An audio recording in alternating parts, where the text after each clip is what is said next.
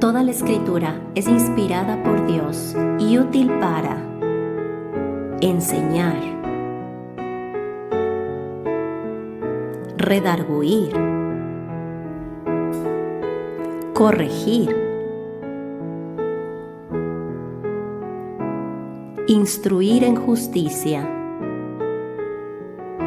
a fin de que el hombre de Dios sea perfecto, enteramente preparado para toda buena obra.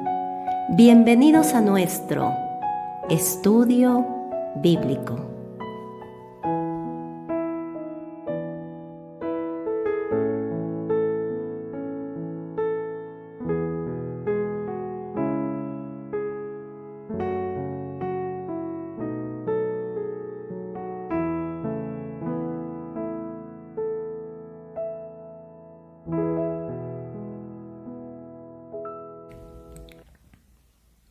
Bienvenidos a nuestro estudio de hoy.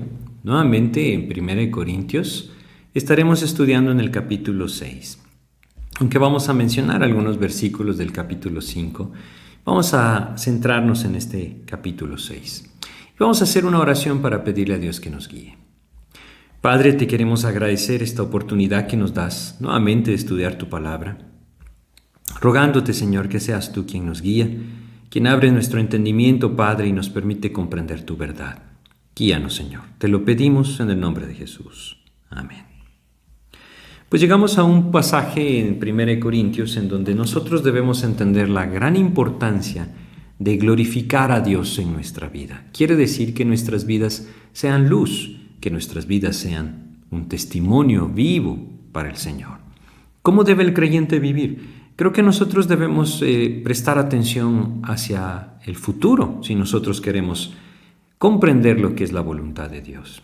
Y quizás si nosotros abrimos un poquito nuestro entendimiento, nuestra mente, vamos a Apocalipsis capítulo 4.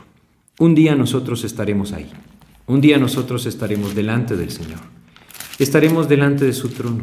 Un día todos aquellos que estamos en Cristo estaremos alabando al Señor, adorándole en su presencia. Apocalipsis 4, yo quisiera leerles algunos versículos en donde podemos identificar quizá todo esto. Vamos a leer desde el versículo 2. Dice: y al instante yo estaba en el Espíritu, y aquí un trono establecido en el cielo, y en el trono uno sentado. Y el aspecto del que estaba sentado era semejante a piedra de jaspe y de cornalina, y había alrededor del trono un arco iris, semejante en aspecto a la esmeralda. Y alrededor del trono había 24 tronos, y vi sentados en los tronos a 24 ancianos, vestidos de ropas blancas con coronas de oro en sus cabezas. ¿Por qué estamos leyendo esto? Yo quisiera que nos trasladáramos por un momento a nuestro futuro. Si estamos en Cristo, este es nuestro futuro. Nosotros estaremos ahí, adorando al Señor. Y dice el versículo 5, y del trono salían relámpagos y truenos y voces, y delante del trono ardían 7 lámparas de fuego, las cuales son los 7 espíritus de Dios. Ahora vamos a adelantarnos al versículo 8 y dice: y los 4 seres vivientes tenían cada uno 6 alas, y alrededor y por dentro estaban llenos de ojos, y no cesaban día y noche de decir: Santo, santo, santo es el Señor Dios Todopoderoso, el que era, el que es y el que ha de venir. Y siempre que aquellos seres vivientes dan gloria y honra y acción de gracias al que está sentado en el trono, al que vive por los siglos de los siglos, los 24 ancianos se postran delante del que está sentado en el trono y adoran al que vive por los siglos de los siglos. Y echan sus coronas delante del trono diciendo: Señor, digno eres de recibir la gloria y la honra y el poder, porque tú creaste todas las cosas y por tu voluntad existen y fueron creadas. Esta es la adoración celestial que leímos en Apocalipsis. Al empezar a estudiar un pasaje como 1 Corintios 6, debemos entender que esta un día va a ser nuestra realidad. Un día vamos a estar presentes ahí, glorificando el nombre del Señor. Pero la voluntad de Dios no solamente es llevarnos a su presencia y que un día le glorifiquemos a Él allá. La voluntad de Dios es que esto también sea una realidad en nuestras vidas acá. Que vivamos con nuestros ojos puestos en Cristo, que vivamos con nuestros ojos puestos en glorificar al Señor, y que nosotros, como hijos amados de Dios, vivamos conforme a lo que Él anhela. Esa es la voluntad de Dios. Si en Efesios capítulo 5 nosotros podemos leer ¿Cómo Él nos llama esto? Efesios capítulo 5, del versículo 1, leemos lo siguiente. Dice acá Efesios 5:1, sed pues imitadores de Dios como hijos amados. Así es como Él anhela que nosotros vivamos. Bueno, dicho esto y poniendo esto delante de nuestro corazón, vamos a retomar nuestro estudio en 1 Corintios y vamos a ir al capítulo 5 y vamos a volver a leer el versículo 9, en donde decía, os he escrito por carta que no os juntéis con los fornicarios. Fíjense cómo él dice, debemos reconocer la necesidad de que los creyentes sean luz, ¿verdad? Eso es lo que el Señor Jesucristo mismo nos enseñó. Y quizá debamos leer un versículo como Mateo capítulo 5, en el versículo 16, donde el Señor dice lo siguiente, así alumbre vuestra luz delante de los hombres, para que vean vuestras buenas obras y glorifiquen a vuestro Padre que está en los cielos. Esa es su voluntad, que seamos luz. Esto glorifica a nuestro Padre acá, como un día nosotros le glorificaremos en su presencia, alabándole a su nombre, es decir, alabando su nombre en su presencia. Él anhela que hoy seamos luz y que esto glorifique al Señor. Entonces, al dirigirse a los corintios, en 1 Corintios capítulo 5, versículo 9, Él les dice, os he escrito por carta que no os juntéis con los fornicarios. ¿Por qué? Porque la necesidad es ser luz. Y al juntarse con aquellos que abiertamente vivían en pecado, pero se identificaban como creyentes en Cristo, la luz estaba estorbando. Es lo mismo en nuestros días. Al dirigirse entonces a ellos, Pablo les hace ver esta necesidad. Les recuerda lo que él les había escrito antes, una carta que nosotros no tenemos.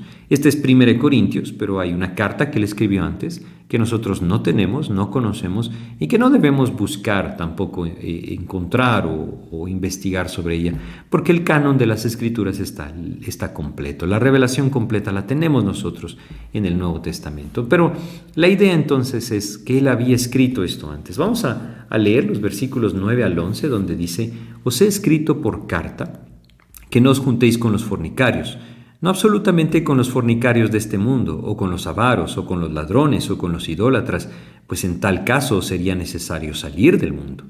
Más bien os escribí que no os juntéis con ninguno que llamándose hermano fuere fornicario, o avaro, o idólatra, o maldiciente, o borracho, o ladrón, con el tal ni aun comáis. El propósito de este mandato es el testimonio de la Iglesia. Como creyentes debemos recordar que somos embajadores de Cristo. Estemos conscientes o no estemos conscientes de esto, estamos modelando la vida cristiana delante de aquellos que saben que nosotros somos creyentes en Cristo. Estamos modelando la vida cristiana delante del mundo. Es por esto que no somos llamados a juzgar al mundo, eso lo hará el Señor, sino que somos llamados a juzgarnos a nosotros mismos y también al cuerpo de Cristo. Vamos a 1 Corintios 5, leamos los versículos 12 y 13. Porque ¿qué razón tendría yo para juzgar a los que están fuera, es decir, los que no son creyentes, los que no son parte del cuerpo de Cristo? ¿No juzgáis vosotros a los que están dentro? Porque a los que están fuera Dios juzgará. Quitad pues a ese perverso de entre vosotros. Al considerar esta necesidad de ser luz, Pablo aborda otro conflicto que se tenía en la iglesia de los Corintios. Y ese es el que empezamos a ver en el versículo 1 del capítulo 6. Vamos a 1 Corintios 6:1. ¿Osa alguno de vosotros, cuando tiene algo contra otro, ir a juicio delante de los injustos y no delante de los santos? Lo que estamos viendo acá, lo que acabamos de leer, es porque los creyentes estaban llevando sus conflictos personales a las cortes del país. Es evidente que Dios nos manda a someternos a las autoridades superiores y no debemos pensar que la iglesia es la que debe hacer la ley en cuanto al país en el que vivimos. No, ¿verdad? Debemos entender que Dios sí nos llama a someternos a las autoridades de nuestra nación. Si nosotros recordamos, por ejemplo, Romanos, en el capítulo 13 de Romanos, simplemente para entender esto y darnos cuenta que no nos llama Dios a la sedición, sino más bien al orden, dice capítulo 13, versículos 1 al 3, sométase toda persona a las autoridades superiores, porque no hay autoridad sino de parte de Dios, y las que hay por Dios han sido establecidas. De modo que quien se opone a la autoridad, a lo establecido por Dios resiste, y los que resisten acarrean condenación para sí mismos, porque los magistrados no están para infundir temor al que hace el bien, sino al malo. ¿Quieres pues no temer la autoridad? Haz lo bueno y tendrás alabanza de ella. Como creyentes nosotros somos llamados por Dios a respetar las leyes de la nación en la que vivimos y también de las naciones que nos rodean. Creo que es algo evidente. Pero el tema que Pablo aborda en esta sección de 1 Corintios 6 se refiere a los conflictos entre hermanos en Cristo, entre creyentes, conflictos entre aquellos que debían ser luz, debían vivir mostrando el amor de Cristo entre ellos y que en cambio estaban viviendo en conflictos que solo evidenciaban su inmadurez espiritual. Esto debía haber sido solucionado dentro del mismo grupo de creyentes con la madurez que el Señor podía darles, guiados por el Espíritu de Dios, pero ellos vivían en la carne, y al vivir en la carne, este era el resultado. Habían conflictos entre hermanos en Cristo, y lo que sucedía era que había división. Esta división entonces hacía que unos se levantaran en contra de otros, y cuando esto sucede siempre el orgullo va a ganar, y las personas van a intentar, no importa si recuperan o no lo que están buscando, va a intentar, por su orgullo, demostrar que es superior. Qué terrible que es la naturaleza carnal, pero esa es la realidad de todo hombre sin Cristo y también cuando el creyente se deja llevar por su carne. Es importante entonces que contemplemos 3 errores que Pablo está señalando con respecto a lo que dice en 1 Corintios 6:1. Primero, esto es contrario a la realidad futura como creyentes. Leamos los versículos 2 y 3. Dice: ¿O no sabéis que los santos han de juzgar al mundo? Y si el mundo ha de ser juzgado por vosotros, ¿sois indignos de juzgar cosas muy pequeñas? Lo que él está diciendo es que llegará el día en que todas nuestras diferencias terrenales serán resueltas. Debemos ver hacia adelante. Por eso leímos en Apocalipsis 4 esa realidad. Un día estaremos ahí, estaremos adorando unos al lado de otros. No importa los conflictos que como hermanos en Cristo acá hayamos tenido, vamos a estar todos delante de la presencia del Señor rendidos a sus pies. Creo que ahí no habrán conflictos entre nosotros. La presencia de Dios nos impactará. La adoración celestial que leímos al principio en Apocalipsis 4 incluye a todos aquellos que han sido redimidos. Ahí, en la presencia de Dios, estaremos adorando junto a nuestros hermanos en Cristo y toda diferencia será olvidada. ¿Tiene acaso entonces sentido que acá tengamos diferencias que nos separen, que nos dividan, que estorben la luz de Cristo como un testimonio vivo de quién es Él? Es bien importante que nosotros meditemos en esto. Los corintios estaban dando lugar al pecado, estaban envanecidos, habiendo dado lugar al pecado, se enorgullecían, su carne los gobernaba, y entonces los conflictos entre hermanos en Cristo, entre creyentes, estaban creciendo y no tenían la madurez para solucionarlos. Entonces, ¿qué hacían? Llevaban el asunto ante los tribunales seculares, es decir, aquellos que no conocían al Señor, ante los gentiles, aunque hubieran sido judíos. De alguna u otra manera la idea es que el creyente no debe llevar sus conflictos para resolverlos ante los juzgados. Evidentemente, si alguien me cita a un juzgado, yo debo acudir para defenderme, pero no es el papel del creyente el buscar resolver sus conflictos con otros creyentes en un juzgado. Eso es lo que él está diciendo, eso es lo que estaba pasando. Y el primer error que les hace ver es que están perdiendo de vista que son hermanos en Cristo y que un día estarán juntos adorando al Señor en su presencia. Pero no solo esto es lo que Pablo les lleva a contemplar. Realmente él va más allá al recordarles que un día seremos participantes del reino de Cristo. Es lo que él dice. Cuando él dice, ¿no sabéis que hemos de juzgar a los ángeles? No quiere decir que ellos necesitan ser juzgados. La palabra juzgar más bien es una palabra que podría haber sido traducida gobernar. Y la idea es que seremos parte de ese reino milenial de Cristo. De una forma maravillosa es lo que el Señor nos afirma. Son cosas que podemos encontrar en el Nuevo Testamento y en el Antiguo Testamento también. Vamos a Apocalipsis capítulo 20 y leamos solamente para entender la referencia en el versículo 7. Cuando los 1000 años se cumplan. Versículo 6 dice: Bienaventurado y santo el que tiene parte en la primera resurrección. La segunda muerte no tiene potestad sobre esto, sino que serán sacerdotes de Dios y de Cristo, y reinarán con él 1000 años. Ahí estaremos, seremos parte de ese reino milenial de Cristo. No debemos entonces menospreciar aquello que Cristo ha hecho por nosotros y de lo cual nos ha hecho parte. llevando nuestros conflictos, haciendo que nuestros conflictos crezcan entre creyentes para que sea un juzgado secular el que los resuelve. Creo que debemos aprender que todo tiene que tener la medida correcta y Dios nos puede guiar en cuanto a esto. Vamos a Daniel capítulo 7, solamente para ver que en el Antiguo Testamento también se nos menciona este reino. Versículo 22 de Daniel 7. Hasta que vino el anciano de días y se dio el juicio a los santos del Altísimo. Y llegó el tiempo y los santos recibieron el reino. Es algo increíble que nosotros podamos ver hacia el futuro y decir, vamos a ser parte de aquello que Cristo tiene planificado. ¿Cómo entonces justificar nuestros conflictos terrenales con otros creyentes? No tienen sentido. Esa es la idea de lo que él está diciendo. El argumento de Pablo entonces es claro.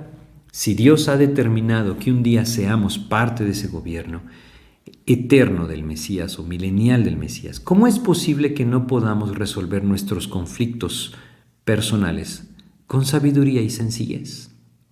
Lo segundo que les hace ver, esto era contrario a la voluntad de Dios en cuanto al testimonio de aquellos llamados a ser sus embajadores.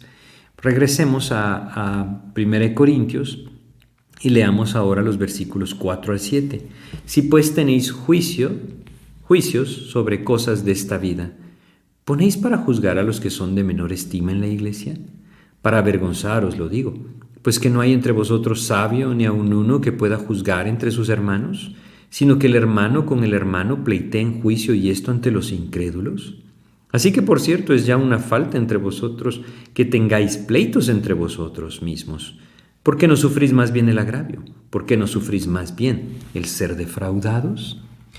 Lo que él está diciendo acá es que el testimonio de los corintios estaba en juego al pleitear o litigar, porque es llevar delante de juicio, es decir, demandar a alguien, ¿no? Lo que ellos estaban haciendo en contra de otros creyentes. Debemos entender que nosotros somos llamados a ser sus embajadores. Y como embajadores estamos modelando, como les decía antes, la vida cristiana delante del mundo. Recordemos lo que el Señor dice en 2 Corintios capítulo 5. Leamos los versículos 18 y 19. Y todo esto proviene de Dios, quien nos reconcilió consigo mismo por Cristo y nos dio el ministerio de la reconciliación. Que Dios estaba en Cristo reconciliando consigo al mundo, no tomándoles en cuenta a los hombres sus pecados, y nos encargó a nosotros la palabra de la reconciliación. ¿Cómo exhortar a alguien a ser reconciliado con Dios a través de Cristo? Y yo no puedo reconciliarme con mi hermano que tengo al lado. No tiene sentido, eso es lo que el apóstol Pablo está diciendo. Y debemos comprenderlo de esta manera para actuar con toda humildad y sencillez en los conflictos que puedan surgir entre creyentes. Cualquiera que no creía en Cristo tenía el mismo proceder de lo que ellos estaban haciendo. ¿Cómo podían entonces ellos reclamar tener una vida transformada por la gracia de Dios si sus vidas no manifestaban ninguna diferencia a las vidas del mundo? Jesucristo mismo nos dice que es el amor entre hermanos en Cristo el que mostrará al mundo una vida transformada, que mostrará al mundo el verdadero poder del Señor. Vamos a ir a Juan, capítulo 13 del Evangelio de Juan. Y en este capítulo vamos a leer lo que él dice sobre esto. Juan, en el capítulo 13, vamos a leer los versículos 34 y 35. Fíjense cómo el Señor enseñó esto. Dice: un mandamiento nuevo os doy, que os améis unos a otros como yo os he amado, que también os améis unos a otros.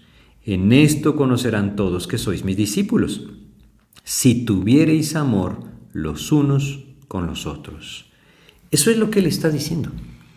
El creyente puede ser luz cuando deja que Cristo tome control de su vida, cuando deja que el Espíritu de Dios le llene y le lleve entonces a vivir en el fruto del Espíritu. Debemos recordar el fruto del Espíritu. Fíjense cómo empieza. En Gálatas, en el capítulo 5 de Gálatas, nosotros leemos estas características del fruto del Espíritu, versículos 22 al 24 o 23 nada más. Mas el fruto del Espíritu es amor, gozo, paz, paciencia, benignidad, bondad, fe, mansedumbre, templanza. Y dice: contra tales cosas no hay ley. Si el creyente viviera en el fruto del Señor, con el carácter de Cristo, Amaría entonces a su hermano en Cristo. Contrario a lo que estaba pasando entre los corintios. Ellos estaban pleiteando entre ellos. Y Él les dice, vamos a regresar a 1 Corintios 6, les dice en el versículo 7, así que por cierto, les dice, es ya una falta en vosotros que tengáis pleitos entre vosotros mismos. ¿Por qué? Porque están pasando por alto por completo ese nuevo mandamiento del que leímos en Juan capítulo 13, versículos 34 y 35. No están viviendo en el amor del Señor, todo lo contrario, están viviendo en aquello que el amor no es. Están viviendo en su egoísmo, en su orgullo, en su vanidad. Estos creyentes en Corinto, ya lo leímos antes, estaban siendo gobernados por la carne. Y miren, no hay otra manera de salir de estos conflictos si no es viviendo en el Espíritu. Ese es el camino del Señor. Era este amor de Cristo el que debía llevar a estos creyentes a estar dispuestos a lo que Él les está diciendo. Leamos nuevamente en el versículo 7, continuemos leyendo. ¿Por qué no sufrís más bien el agravio? ¿Por qué no sufrís más bien el ser defraudados? Y aquí viene lo difícil, ¿verdad? ¿Cómo voy a dejar que alguien me defraude? ¿Cómo voy a dejar que alguien me ofenda? ¿Cómo voy a dejar que alguien se aproveche de mí? Vamos poco a poco en esto, pero entendamos claro que eso es lo que está diciendo. ¿Es tan importante lo terrenal para mí que estoy dispuesto a sacarle hasta lo último que tiene aquel que me ofendió? Esa es la idea de lo que Pablo está diciendo. ¿Amo yo tanto lo material que no permito que nadie me defraude en cuanto a esto, sino que más bien busco hacer justicia, terrenalmente hablando, pasando por alto el amor del Señor? Miren, nuevamente, Dios debe guiarnos en cada uno de nuestros conflictos, pero entendamos que los corintios estaban tropezando a los incrédulos al vivir como el mundo vivía. Y muchos creyentes hoy están viviendo como el mundo vive. Y será la necesidad de lo que señaló antes en el capítulo 5, el separarse de aquellos que llamándose cristianos viven deliberadamente en pecado. ¿Por qué? Porque la luz de Cristo sería estorbada. Pero es lo mismo acá. Los conflictos entre hermanos en Cristo lo único que producen es tropiezo. Y no deben de existir. ¿Somos nosotros demasiado orgullosos como para ceder? Bueno, que no esté en nosotros el no ceder. Que Dios quebrante el corazón de cada uno, pero que nosotros estemos dispuestos a humillarnos y seguir el camino del Señor. Esto que estamos viendo de soportar el agravio, soportar ser defraudados, es imposible de vivir sin que Cristo mismo lo produzca en nosotros. Pero saben que es parte de su voluntad. Y solamente Él puede hacerlo una realidad en nosotros. Es por esto que solamente aquel creyente que se somete al Señor, solamente aquel creyente que vive por fe, podrá reflejar a Cristo de esta manera. Vamos al Salmo 37, un salmo que nos habla acerca de las injusticias que el creyente puede llegar a ver, pero que también nos da principios maravillosos para perseverar en Cristo. Salmos capítulo 37, vamos a leer acá solamente los versículos 5 y 6. Nos dice: encomienda a Jehová tu camino, confía en Él y Él hará.